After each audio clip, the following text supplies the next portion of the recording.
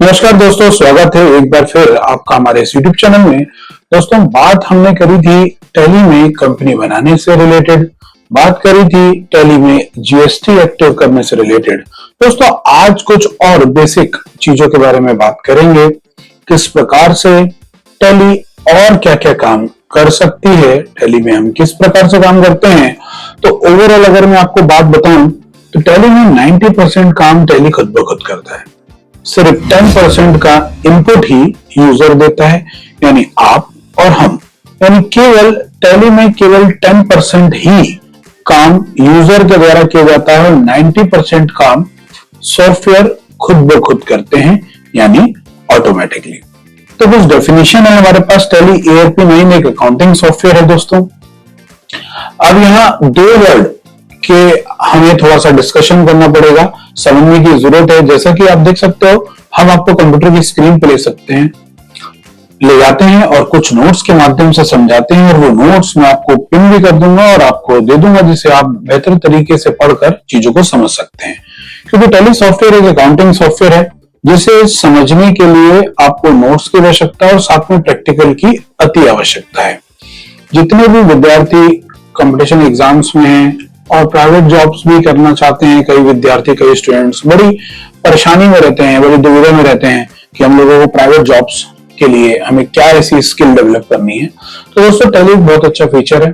जैसे मैं आपको उदाहरण के लिए बता दूं, कोई भी ज्वेलरी शॉप हो गई, कोई भी छोटा सेमी गवर्नमेंट बैंक हो गया, पोस्ट ऑफिस में भी लड़के रखे जाते हैं, डेटा एंट्री ऑपरेटर रखे जाते हैं, किसी भी कंपनी इंडस्ट्री में कंप्यूटर ऑपरेटर रखे जाते हैं, यानी उनको अपना अकाउंट मैनेज करने के लिए। यहां तक कि आजकल छोटे छोटे जो आड़ती होते हैं, जो गेहूं धान किसान लोग, जिनको गेहूं धान अपना क्रय विक्रय का कार्य करते हैं, वो लोग भी अपना अकाउंट मैनेज करने के लिए टैली अकाउंटिंग सॉफ्टवेयर का एक स्किल्ड लड़का अपॉइंट करते हैं। आसानी से 13 से 14-15 हजार रुपए मिनिमम सैलरी देते हैं, उनका वो अकाउंट मैनेज करते हैं। ज्वेलरी शॉप हो गई, प्राइवेट जितने मेडिकल स्टोर्स हो गए, जितने भी छोटे यानी MSME के जितने भी उद्योग हैं, भारत सरकार के या प्राइवेट उद्योग जितने भी हैं, उनका हिसाब किताब रखने के लिए आप टैली अकाउंटिंग सॉफ्टवेयर बहुत ही इंपॉर्टेंट फीचर है। जैसा कि मैंने आपको बताया था, अगर आप हमारे इस कोर्स में एनरोल होते हैं तो मैं आपको टैली का एक फ्री सर्टिफिकेशन भी प्रदान करूंगा, और कमेंट में आप अपना नाम लिखेंगे और हमारे डिस्क्रिप्शन में एजुटेक चैनल लिंक है, टेलीग्राम का भी लिंक है, इंस्टाग्राम का भी लिंक है। किसी पर भी आप अपना नेम, अपनी उचित डिटेल्स लिखकर मुझे भेज दीजिएगा। आप मेरे साथ टैली सॉफ्टवेयर सीख जाते हैं। एक छोटा सा फॉर्मेलिटी है कि एक टेस्ट रखूंगा और मैं आपको सर्टिफिकेट प्रदान कर दूंगा, जो किसी भी प्राइवेट इंडस्ट्री या किसी भी MSME उद्योग में आप लगाकर अपनी जॉब प्राप्त कर सकते हैं। तो आज बात कर लेते हैं हम, what is the tally. Tally ERP9 है क्या, किस तरीके से काम करेगा। तो आपके लिए चलते हैं अपने कंप्यूटर स्क्रीन पे। कुछ नोट्स हमारे पास अवेलेबल हैं, डेफिनेशंस हमारे पास अवेलेबल हैं, जो आपको यहाँ पर हम मदद करेंगी। तो डेफिनेशन क्या कहती है, आइए समझते हैं। टैली ERP9 एक अकाउंटिंग सॉफ्टवेयर है। जैसा कि आप देख पा रहे हैं, ये मैं आपको मैसेज लैंग्वेज में डेटा आपको प्रदान कर दूंगा, और जिससे कि आपको किसी भी प्रकार की कोई भी दुविधा नहीं होगी। साथ में मैं इसको हाईलाइट करता चलता हूं दोस्तों, किसी तरीके से जो आपको पता रहेगा। तो बात करेंगे डेफिनेशन ऑफ टैली ERP9 के बारे में। टैली ERP9 एक अकाउंटिंग सॉफ्टवेयर है। अब यहाँ दो वर्ड्स को हमें थोड़ा सा समझने की आवश्यकता है दोस्तों। दो शब्द को समझेंगे, पहला अकाउंटिंग और दूसरा सॉफ्टवेयर। अकाउंटिंग क्या होती है? अकाउंटिंग होता है हमारा वाणिज्य, और दूसरा होगा हमारा यहाँ पर सॉफ्टवेयर की बात करेंगे। यानी वाणिज्य से रिलेटेड सॉफ्टवेयर की बात करेंगे तो उसे अकाउंटिंग सॉफ्टवेयर कहा जाएगा। यानी हम किसी भी प्रकार का कोई भी वाणिज्य रिलेटेड यानी बिजनेस रिलेटेड काम इस पर कर पाएंगे। सबसे पहले सॉफ्टवेयर क्या होता है ये समझ लेते हैं। What is software? दोस्तों, सॉफ्टवेयर क्या होता है? जो हमारे कंप्यूटर प्लेटफॉर्म पर चलने वाला एक ऐसा सॉफ्टवेयर, ऐसा प्रोग्राम होता है जिसकी मदद से हम किसी भी प्रकार के कार्य को भलीभांति रूप से बेहतर ढंग से कर पाए। यानी सॉफ्टवेयर यूजर की मदद करता है किसी भी कार्य को अंजाम देने के लिए। इसका भी बहुत शॉर्ट आंसर में मैं आपको आंसर दे देता हूं। सॉफ्टवेयर कंप्यूटर का एक ऐसा प्रोग्राम है जिसको जिस काम के लिए बनाया गया है वो उस काम उससे कम समय, उस काम को कम समय में और गलत के बिल्कुल एक्यूरेट टाइम पर कर सके, ठीक है, बिना गलती के कर सके, यानी किसी प्रकार की गलती ना हो और वो कम समय में उस कार्य को बड़े ही कम समय में उचित समय में यूजर को कर सके। ये बात मैंने आपको बताई थी। यानी सॉफ्टवेयर यूजर को मदद करता है उसके कार्य को करने के लिए। उदाहरण समझ लेते हैं दोस्तों। अगर आपको किसी भी तरह की कैलकुलेशन करनी है, जैसे 25 को 75 से मल्टीप्लाई करना है, अगर आप खुद मैन्युअली करोगे तो थोड़ा आपको दिक्कत होगी, मैन्युअली करने में आपको परेशानी होगी, गलती होने की गुंजाइश भी है दोस्तों, इसमें आप गलती भी कर सकते हो मैन्युअली अगर आप करोगे तो। लेकिन अगर यही कैलकुलेशन अगर आप कंप्यूटर या कैलकुलेटर के माध्यम से या सॉफ्टवेयर की मदद से करते हो तो गलती होने की संभावना बिल्कुल जीरो है। तो ऑब्वियस सी बात है, अगर आप कैलकुलेशन करोगे मैन्युअली तो आपसे गलती होने की प्रबल चांसेस है, गलती आप कर सकते हो। लेकिन यही अगर आप किसी मशीन का प्रयोग करो, आप जैसे आजकल फोन के थ्रू कैलकुलेशंस कर रहे हो, तो आपको गलती होने की संभावना होती है क्या?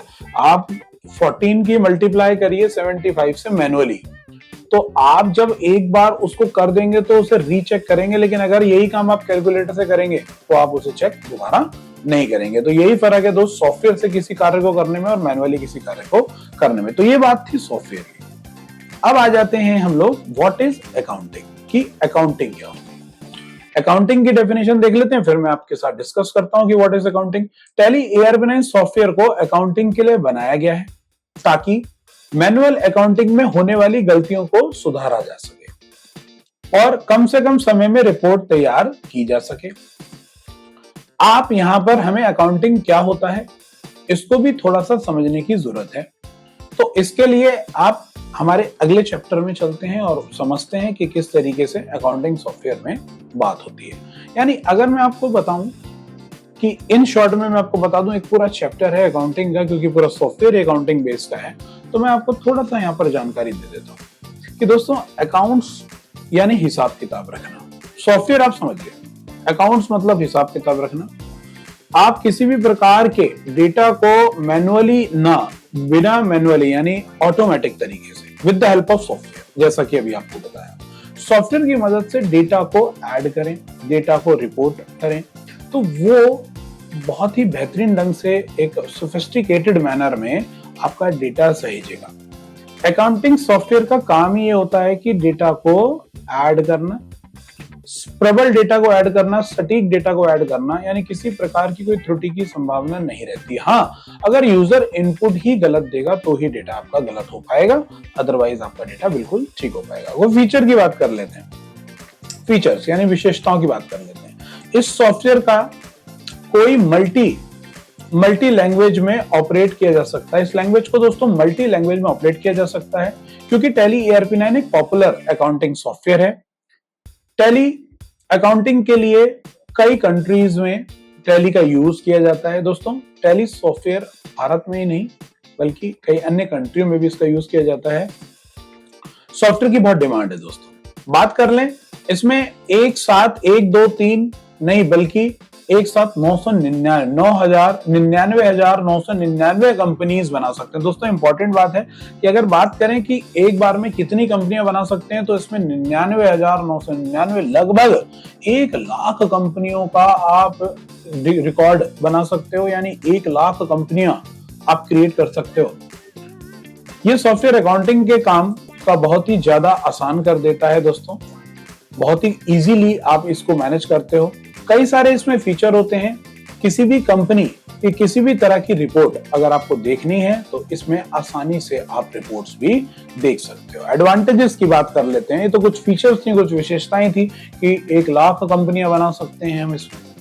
1 लाख दोस्तों बहुत बड़ा डेटा होता है, 1 लाख। एडवांटेजेस क्या है? इसमें अकाउंटिंग का काम किया जाता है। टैली सॉफ्टवेयर अकाउंटिंग के काम को काफी हद तक आसान बना देता है। इसमें रिपोर्टिंग ऑटोमेटिक तैयार हो जाती है। जैसे हम टैली में काम करते हैं, टैली में ऑटोमेटिक डेटा तैयार हो जाता है। इस सॉफ्टवेयर का साइज बहुत ही कम है, जिससे हमारी हार्ड डिस्क में ज्यादा स्पेस भी फुल नहीं होता है। और साथ ही साथ टैली में ऑपरेट करने की बहुत ही स्मूथ, टैली ऑपरेट करने में भी बहुत ही ज्यादा स्मूथ है दोस्तों। ये बिल्कुल साइज नहीं घेरता इसका, जो जैसा कि मैंने आपको दिया है लिंक अपने टेलीग्राम चैनल पर एजुटेक के, उसमें आपको ड्राइव का लिंक है। उस ड्राइव को आप ERP9 के सेटअप को डाउनलोड करके इंस्टॉल कर सकते हो। बहुत ही कम स्पेस में आपके सिस्टम में डाउनलोड हो जाएगा। सिस्टम हार्डवेयर रिक्वायरमेंट बहुत मिनिमम होती है सॉफ्टवेयर के लिए। आप मेरे साथ साथ इसको आसानी से घर बैठे सीख सकते हैं। यूज क्या है दोस्तों? यूज ऑफ टेली अकाउंटिंग की बात कर लेते हैं कि भैया टेली अकाउंटिंग हमारे कहाँ यूज होती है। तो आइए समझते हैं। बस हमें फिलहाल इतनी छोटी सी बात समझनी है कि किसी व्यापार में होने वाले लेन देन, यानी किसी भी व्यापार में होने वाले लेन देन को टैली ERP9 में रिकॉर्ड किया जाता है। किसी भी प्रकार का लेन देन अगर आप करते हो तो उसको टैली ERP9 में रिकॉर्ड किया जाता है। और व्यापार किस तरीके के लेन देन होते हैं ये भी बता देता हूं दोस्तों। इतने प्रकार के लेन देन होते हैं जो आपके टैली ERP9 में रिकॉर्ड किए जाते हैं। परचेज हो गया, कितना माल खरीदा है। सेल्स हो गया, कितना माल बेचा है। परचेज आप देख सकते हो, परचेज कितना माल खरीदा, सेल्स कितना माल बेचा, पेमेंट कितना, किसको कितना पेमेंट किया, रिसिप्ट किसने कितना पेमेंट आया, किससे कितना पेमेंट आया वो रिसिप्ट में, किसको पेमेंट किया वो पेमेंट में। क्रेडिटर्स क्या होते हैं? क्रेडिटर्स होते हैं हमसे लोग कितने रुपए मांगते हैं, यानी हमसे लोग कितने रुपए मांगते हैं वो क्रेडिटर्स कहलाते हैं। डेबिटर्स क्या होते हैं? डेबिटर्स होते हैं हमसे कितने लोग से रुपए मांगने हैं, यानी हमसे जो मांगता है वो होते हैं क्रेडिटर्स, हमने जिसे मांगने हैं वो होते हैं दोस्तों डेब्टर्स। ये बात समझनी पड़ेगी, टैली की बहुत इंपॉर्टेंट बात है जो आपको समझनी पड़ेगी। प्रॉफिट एंड लॉस क्या होता है दोस्तों? कितना प्रॉफिट या कितना लॉस, सिंपल है। स्टॉक क्या होता है? कितना स्टॉक पड़ा है, यानी माल कितना पड़ा है आपके पास। एक्सपेंसेस कितना खर्चा हुआ, इनकम कितनी इनकम हुई। तो ये कुछ हमारे पास आपको जो हमारे अकाउंटिंग के वाउचर्स भी हैं जो आपको समझने पड़ेंगे। ये कुछ ऐसी शब्दावली है, ये कुछ ऐसे टेक्निकल नेम है जिनको बिना समझे आप टैली सॉफ्टवेयर को दोस्त नहीं चला सकते, क्योंकि आपको क्रेडिटर्स के बारे में जानकारी नहीं होगी, डेब्टर्स के बारे में जानकारी नहीं होगी, तो आप चीजों को समझ नहीं पाएंगे। तो यहाँ पर कुछ इंपॉर्टेंट नाम है जो टैली ERP9 में इस्तेमाल किए जाते हैं, जो आपके लिए बहुत ही समझने के लिए इंपॉर्टेंट है। इसके बाद चलते हैं, अब बात करते हैं कि GST क्या होती है। What is GST? GST का फुल फॉर्म क्या होता है दोस्तों, ये भी आपके बारे में बताएंगे। GST भारत में कब से लागू हुई? 1 जुलाई 2017 से भारत में GST लागू हुई। GST का फुल फॉर्म है गुड्स एंड सर्विस टैक्स। तो GST की कंप्लीट डिटेल मैं आपको बताता हूं कि GST कैसे लगी, कब शुरू हुई। तो दोस्तों सबसे पहले बता दूं कि GST जैसा कि अभी बताया 1 जुलाई 2017 को भारत में लागू हुई। 1 जुलाई 2017 को दोस्तों GST एक्टिव हो गई थी। इससे पहले वैट लगता था, जैसे कि मैंने यहाँ पर मेंशन किया है value added service, value added tax जिसे बोला जाता था, वो लगता था, जो अब ऑलमोस्ट इस दुनिया में, इंडिया में खत्म हो चुका है। तो अब 1 जुलाई 2017 से हम जिस टैक्स को पे करते हैं वो टैक्स है ग्रॉस सर्विस टैक्स। उससे पहले वैट होता था, तो वैट के बारे में ज्यादा बात ना करते हुए हम सीधे GST की बात करेंगे, क्योंकि GST ही लागू हो रहा है दोस्तों। अब आपको GST समझने की जरूरत है। कई देशों में अब भी वैट का प्रयोग हो रहा है, लेकिन हम बात कर रहे हैं यहाँ पर GST की। तो GST इंपॉर्टेंट है। डेफिनेशन क्या होती है GST की दोस्तों? GST का फुल फॉर्म है गुड्स एंड सर्विस टैक्स, जिसमें गुड्स का मतलब होता है माल और सर्विस का मतलब होता है सेवा। इतनी बात क्लियर हो गई दोस्तों? गुड्स मतलब माल और सर्विस मतलब सेवा। अर्थात गवर्नमेंट द्वारा किसी भी प्रकार के माल या किसी भी प्रकार की सर्विस पर लगाया गया tax goods and service tax कहलाता है। यानी गवर्नमेंट अगर किसी प्रकार की सेवा दे रही है या किसी प्रकार का कोई गुड्स यानी माल दे रही है, तो उस पे जो टैक्स लगेगा वो गुड्स एंड सर्विस टैक्स होता है, जो अलग अलग उत्पाद पर अलग अलग प्रतिशत से भारत सरकार द्वारा चार्ज किया जाता है।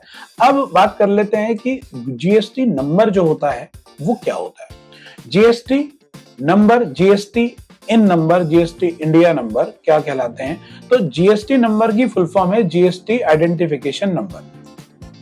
IN का फुल फॉर्म है आइडेंटिफिकेशन नंबर। GST का फुल फॉर्म मैं बता चुका हूं, gross goods and service tax. GST number 15 digit के होते हैं दोस्तों, ध्यान देंगे, इंपॉर्टेंट बात है। जीएसटी नंबर कितने डिजिट का मिलेगा आपको? जीएसटी नंबर मिलेगा 15 डिजिट का।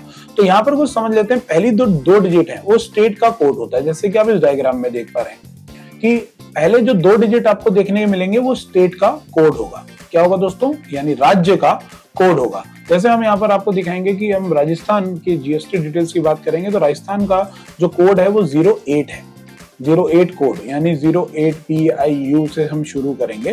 तो स्टेट के शुरुआत के जो 2 नंबर होते हैं वो जीएसटी होते हैं, यानी जीएसटी का स्टेट कोड होता है। नेक्स्ट जो 10 डिजिट होती है वो पैन कार्ड नंबर होता है ऑफ एप्लीकेंट, यानी जो व्यक्ति है उसका ये परमानेंट अकाउंट नंबर होगा। जीएसटी नंबर में पहले 2 नंबर स्टेट के हो गए, उसके बाद जो 10 नंबर होंगे वो क्या होंगे? उसका पर्सनल अकाउंट नंबर यानी पैन कार्ड का नंबर होगा। ठीक है, सब समझ गए। उसके बाद जो 1 डिजिट होगी वो पैन कार्ड में से 4 में से कोई भी एक न्यूमेरिक डेटा हो सकता है। डिजिट पैन कार्ड के 4 में से कोई भी एक न्यूमेरिक नंबर हो सकते हैं। तो पैन कार्ड पे जो 4 न्यूमेरिक नंबर होते हैं उसमें से कोई भी एक डिजिट रैंडमली यहाँ पर लग जाएगी, क्योंकि आप पैन कार्ड की डिटेल्स अगर आप देखते हैं तो उसमें अल्फाबेटिकल भी टेक्स्ट रहता है, नंबर रहते हैं अल्फाबेटिकल में, और 4 होते हैं जो नंबर डिजिट में होते हैं। तो उसमें से कोई भी एक डिजिट को इस्तेमाल कर लिया जाएगा। उसके बाद की बाय डिफॉल्ट जो डिजिट होती है वो Z होती है, यानी जीएसटी नंबर में जो अल्फाबेट यूज होता है वो Z होगा। यानी ये देखिए, ये तो पैन कार्ड की इन 4 में से कोई एक नंबर उठा लिया, ये हो गया आपका Z जो डिफॉल्ट रूप से रहता है Z। लास्ट जो 1 डिजिट होती है वो रैंडम कुछ भी हो सकती है, जो जीएसटी नंबर भारत सरकार आपको प्रदान करेगा वो चेकसम डिजिट होती है, वो रैंडमली आपको असाइन होती है। तो ये हो गया स्टेट कोड, ये हो गया पैन कार्ड का नंबर, ये होगा आपका इन 4 डिजिट में से कोई भी एक नंबर, ये हो गया Z बाय डिफॉल्ट जो लगता ही लगता है Z। आप ध्यान से देखिएगा कि Z आपको जरूर जीएसटी नंबर में मेंशन होगा, और चेकसम यानी कोई भी रैंडम एक डिजिट आपको यहाँ देखने को मिल जाएगी। तो दोस्तों आज हमने बहुत सारे विषयों पर बात करी। आज हमने सीखा अकाउंटिंग क्या होता है, आज हमने सीखा सॉफ्टवेयर क्या होता है, आज हमने टैली के एडवांटेजेस के बारे में बात करी, आज हमने टैली के फीचर्स के बारे में बात करी, आज मैंने आपको जीएसटी के बारे में बताया। अगली वीडियो में मैं आपको बताने वाला हूं कि जीएसटी के टाइप कितने होते हैं। अभी तक आप लोगों को एक बात पता होगी कि 18% जीएसटी 18% जीएसटी लगती है। दोस्तों टैली 18% तो लगती है, लेकिन मैं आपको बता दूं अलग अलग उत्पादों पर अलग अलग जीएसटी चार्ज की जाती है। 5% भी है, 8% भी है, 12% भी है, 18% भी है और 28% भी है। इसके बारे में हम बात करेंगे अपनी अगली वीडियो में। किसी भी प्रकार का कोई भी सुझाव हो तो आप कमेंट बॉक्स में कमेंट कर सकते हैं। जैसा कि मैंने आपको बताया, डिस्क्रिप्शन में टेलीग्राम का लिंक आपको मिलेगा, आप उसको डाउनलोड कर लीजिए टेलीग्राम को। अगर आप नहीं चलाते तो अज्जू-टेक चैनल को फॉलो कर लीजिए। अज्जू-टेक चैनल पर जाकर आप सभी प्रकार के नोट्स और सभी प्रकार के सेटअप को प्राप्त कर पाएंगे, उसे इंस्टॉल कर मेरे साथ प्रैक्टिकल कर पाएंगे। तो अगले वीडियो में आपको जीएसटी के टाइप बताऊंगा, थोड़ा इंफॉर्मेशन दूंगा टैली संबंधित। फिर हम अपने अगले परचेज लेजर की बात हो रही थी, हम परचेज वाउचर के बारे में बात कर रहे थे। सभी वाउचर्स को एक एक करके सीखेंगे। बहुत जल्द मैं आपको टैली कंप्लीट सिखा दूंगा, मेरे साथ बने रहिए। मिलते हैं दोस्तों अगली वीडियो में, तब तक के लिए धन्यवाद।